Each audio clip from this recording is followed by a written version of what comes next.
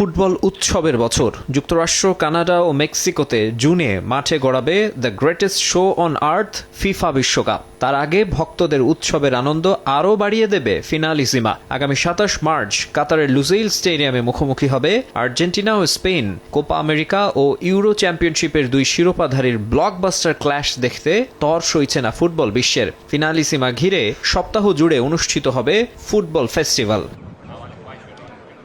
২০২৪ সালের জুলাইয়ের পর থেকেই আলোচনায় কবে হবে ফিনালিসিমা। বেশ কয়েক দফা পিছিয়ে অবশেষে প্রায় ২ বছর পর এসে মাঠে গড়াতে যাচ্ছে কোপা ও ইউরো চ্যাম্পিয়নের বিগ ফাইট।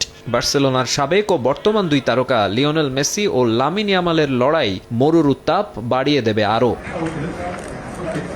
২০২২ সালে যে ভেন্যুতে ইতিহাস রচনা করেছিল আলবিসেলেস্তেরা, সেই লুজেইলেই ম্যাচ হওয়ায় বাড়তি রোমাঞ্চ কাজ করছে আকাশী নীলদের মাঝে। ৩৬ বছরের অপেক্ষার অবসান ঘটিয়ে ওয়ার্ল্ড কাপ ট্রফি উঁচিয়ে ধরার সেই সুখস্মৃতি নিয়েই নামবে লিওনেল স্ক্যালোনির দল। ফিনালিসিমার পাশাপাশি ফেস্টিভ্যালের অংশ হবে আরও কয়েকটি ম্যাচ। লাকি ভেন্যুতে আরও এক ম্যাচ খেলবেন মেসি মার্টিনেজরা। ২৬ মার্চ শুরু হয়ে ৩১ মার্চ পর্যন্ত চলবে উৎসব। শেষ দিনে স্বাগতিক কাতারের বিপক্ষে মাঠে নামবে আর্জেন্টিনিয়ানরা। কাতার ফুটবল ফেস্টিভ্যালে অংশ নেবে মোট ৬ দেশ। অনুষ্ঠিত হবে ৬ ম্যাচ।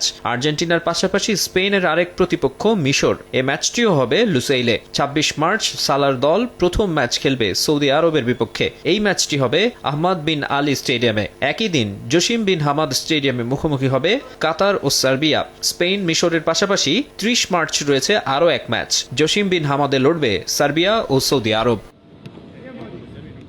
শোনা গিয়েছিল বিশ্বকাপের জন্য নাকি ৫০ জনের একটি প্রাথমিক তালিকা তৈরি করেছে আর্জেন্টিনা। মার্চ উইন্ডোতে স্কোয়াড চূড়ান্ত করতে চাইবে বিশ্ব চ্যাম্পিয়নরা।